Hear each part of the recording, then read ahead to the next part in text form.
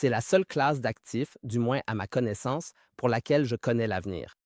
Car le point essentiel est le suivant. Si l'émetteur paie ses intérêts et rembourse l'argent, alors je sais exactement combien je vais recevoir. Cela signifie qu'en me basant sur le prix, l'émission de l'obligation ou le prix actuel, le coupon d'intérêt et la durée, je peux calculer précisément combien je vais toucher. Quel rôle jouent les taux d'intérêt et les échéances dans les obligations en ligne? C'est un facteur tout à fait central dans le type d'accord que je conclus en tant qu'investisseur. Le point ici, c'est que dans ma tête, je suis la banque. Je profite lorsque je reçois des intérêts sur une longue période.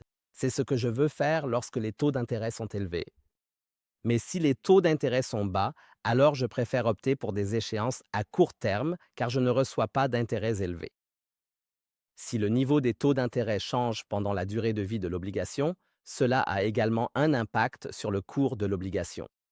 Les obligations sont en effet négociées sur le marché, ce qui fait qu'elles réagissent aux variations du niveau des taux d'intérêt. Je vais donner un exemple. Si l'on avait acheté en août 2020 une obligation d'État américaine à 30 ans et qu'on l'avait vendue aujourd'hui, on aurait perdu 40 de son argent. L'obligation est passée de 100 à 60. Est-ce parce qu'on pense que l'État américain va faire faillite? Non, absolument pas. La raison en est que l'obligation avait, à l'époque, en 2020, un taux d'intérêt de 1,2. Aujourd'hui, c'est presque 5.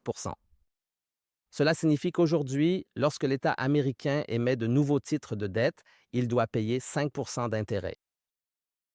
Mais cela signifie que l'obligation déjà émise doit également s'aligner sur le même niveau de taux d'intérêt. Cependant, le coupon est fixé et cela se répercute alors sur le marché par le biais du prix de l'obligation.